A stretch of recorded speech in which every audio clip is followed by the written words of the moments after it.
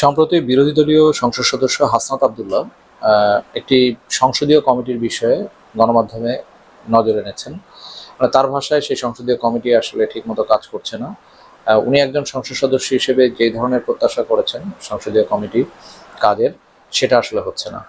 তো এই বিষয়টি গণমাধ্যমে আসার পর স্বাভাবিকভাবেই আমাদের মনে প্রশ্ন এসেছে যে আসলে সংসদীয় কমিটিগুলো কি, এই কমিটিগুলো কিভাবে গঠন হয়, এই কমিটির কাজই বাকি এবং এই কমিটির ক্ষমতাগুলোই বাকি। এবং আশপাশের দেশগুলোতে বা উন্নত দেশগুলোতে যেখানে ভালো গণতন্ত্র চর্চা হয়, যেখানে সংসদীয় পদ্ধতিতে ভালো চর্চা আছে, তো সেখানে আসলে এই সংসদীয় কমিটিগুলো কিভাবে কাজ করে।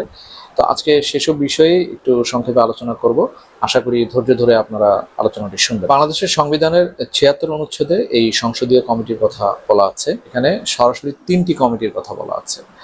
একটি হচ্ছে সরকারি হিসাব কমিটি, আরেকটি হচ্ছে বিশেষ অধিকার কমিটি এবং হচ্ছে অন্যান্য স্থায়ী কমিটি। তো আমাদের সংসদীয় রীতিতে মোটামুটি 50টি সংসদীয় কমিটি গঠন করা যেতে পারে। তবে বর্তমান সংসদে আসলে ঠিক কতটি সংসদীয় কমিটি গঠন করা হয়েছে এখনো পর্যন্ত এই তথ্যটা স্পষ্ট নয়। তবে জুন মাসে মাননীয় প্রধানমন্ত্রী 6টি নতুন সংসদীয় কমিটি গঠন করার কথা বলেছেন। এই সংসদীয় কমিটি আসলে কি কাজ করে থাকে?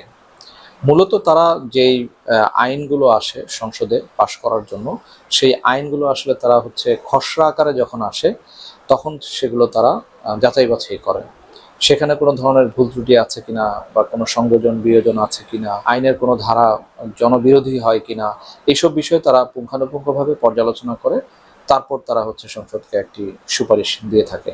আবার মাঝে মাঝে সংসদের স্পিকার কোনো বিল যদি সংসদে উত্থাপন হয় এবং তিনি যদি মনে করেন যে এই বিলটিকে আরো বেশি যাচাই বাছাইয়ের জন্য বা পর্যালোচনার জন্য সংসদীয় স্থায়ী কমিটির কাছে পাঠাতে হবে, তখন তিনি সেটা আবার কমিটিতে পাঠিয়ে দেন।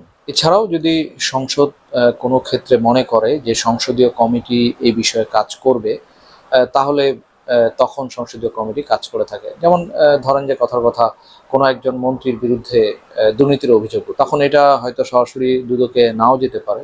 সেই মন্ত্রী যদি সংসদ সদস্য হয়ে থাকেন, সংসদীয় কমিটিকে প্রথমে হয়তো এই দুর্নীতির বিষয়ে একটা অনুসন্ধান করা এবং সেই অনুসন্ধানের পরবর্তীতে একটি তদন্ত প্রতিবেদন দেওয়া, এই ধরনের বিষয় থাকতে পারে। স্পিকার এই সংসদীয় কমিটিগুলোকে নানা ধরনের অ্যাসাইনমেন্ট বা টাস্ক দিয়ে থাকেন। আবার অনেক সময় যেটা হয় যে সংসদ সদস্যদের বিভিন্ন দাবির প্রেক্ষিতেও এই সংসদীয় কমিটিতে অনেক বিষয় পাঠিয়ে দেওয়া হয় এবং সেখানে এটা আলোচনা পর্যালোচনার পর আবার পুনরায় সেই বিষয়টি সংসদে উত্থাপন করা হয় যে সেখানে আলোচনা থেকে কি বেরিয়ে আসলো। তো এরকম নানাবিধ কাজ আছে সংসদীয় কমিটির। এই সংসদীয় কমিটিগুলো গঠন করার আসলে উদ্দেশ্যটা, মূল উদ্দেশ্যটা যেটা, সেটা হচ্ছে আসলে সরকারকে জবাবদিহিতার ভিতরে রাখা। না হলে এই আমাদের সংবিধানের ৭৬ অনুচ্ছেদে এই ধরনের স্থায়ী কমিটির কথা বলা থাকতো না। তার মানে হচ্ছে যে বাংলাদেশের সর্বোচ্চ আইন সংবিধানে বলে দেওয়া হচ্ছে যে এই ধরনের একটি স্থায়ী কমিটি থাকতে হবে। এর ফলে কি হচ্ছে যে সরকার সে নিজেই নিজের নজরদারির ব্যবস্থা করবে এই স্থায়ী কমিটিগুলোর মাধ্যমে। কিন্তু বাংলাদেশে বাস্তবতা হচ্ছে এই স্থায়ী কমিটিগুলো আসলে ওইভাবে কাজ করে না। এটার একটা বড় কারণ হতে পারে যে আমাদের যতগুলো সংসদ হয়েছে, দেখা যায় যে এই সংসদগুলো বেশিরভাগ সংসদেই আসলে সরকারি দল একক সংখ্যাগরিষ্ঠতা পেয়ে থাকে এবং সংসদীয় কমিটিগুলোর যারা চেয়ারম্যান হিসেবে দায়িত্ব পালন করেন তাদের বেশিরভাগই আসলে সরকারি দলের হয়ে থাকেন।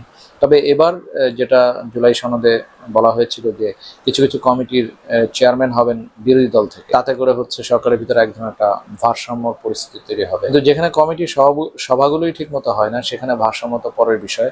আর জুলাই সনদ আদৌ বাস্তবায়ন হবে কিনা সেটা নিয়ে তো একটা সন্দেহ রয়েই গেছে। বাইরের বিশ্বে আসলে আমরা সংসদীয় কমিটিটা কেমন দেখতে পাই?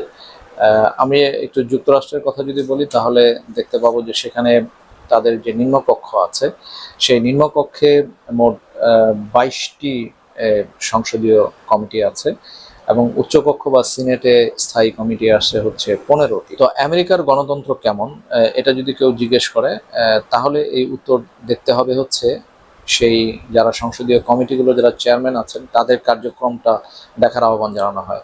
মানে তারা সরকারকে এতটা বেশি নজরদারির ভিতরে এবং জবাবদিহির ভিতরে রাখে যে আসলে এই সংসদীয় কমিটিগুলোর কার্যক্রম দেখলেই বোঝা যাবে যে আসলে যুক্তরাষ্ট্রে বা এই ইউরোপের উন্নত দেশগুলোতে কতটা গণতন্ত্রের চর্চা হচ্ছে। তো বাংলাদেশে আমরা তো এরকম দেখি না।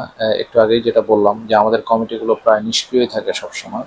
তো সেই প্রেক্ষাপটেই সম্ভবত সম্প্রতি সংসদ সদস্য হাসনাত আবদুল্লাহ বিষয়টি সামনে এনেছেন যে যেহেতু বাংলাদেশ একটা পরিবর্তিত রাজনৈতিক পরিস্থিতি, এখন এই কমিটিগুলো ঠিকঠাক মতো কাজ করার একটা সময় এসছে। তো সেটাতেই হয়তো উনি জোর দিয়েছেন। সংসদীয় কমিটি চাইলে ওই সংশ্লিষ্ট মন্ত্রণালয় যিনি মন্ত্রী আছেন তাকেও কিন্তু তলব করতে, বা প্রতিমন্ত্রী বা সচিব বা অধীনস্থ যত দপ্তর আছে দপ্তরের প্রধানদের সংসদীয় কমিটি তাদের সভাতে তাকে তলব করতে পারবেন এবং উনি আসতে বাধ্য। এর বাইরে হচ্ছে স্থায়ী কমিটিগুলো যে ধরনের তথ্য উপাত্ত চায়, তারা যদি ধরেন কোনো একটা মন্ত্রণালয়ের কোনো একটা প্রকল্প নিয়ে তারা যাচাই বাছাই করছে বা বিশ্লেষণ করছে, তখন যদি আরো ফার্দার তাদের অনেক তথ্যের প্রয়োজন হয়, তখন তারা হচ্ছে সেই তথ্যের জন্য সংশ্লিষ্ট দপ্তরগুলোকে আদেশ জারি করতে পারে এবং সেই দপ্তরগুলো তাদেরকে তথ্য দিতে বাধ্য থাকবে।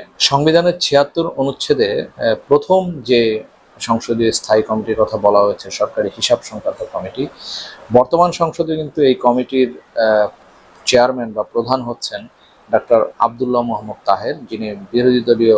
তার মানে হচ্ছে যে সরকারের যত আয় ব্যয়ের যে হিসেব, এই যে আমরা যা কিছু হিসেব করি প্রকল্পের ব্যয় থেকে শুরু করে সমস্ত কিছু হিসেব কিন্তু এই কমিটিতে আসার কথা।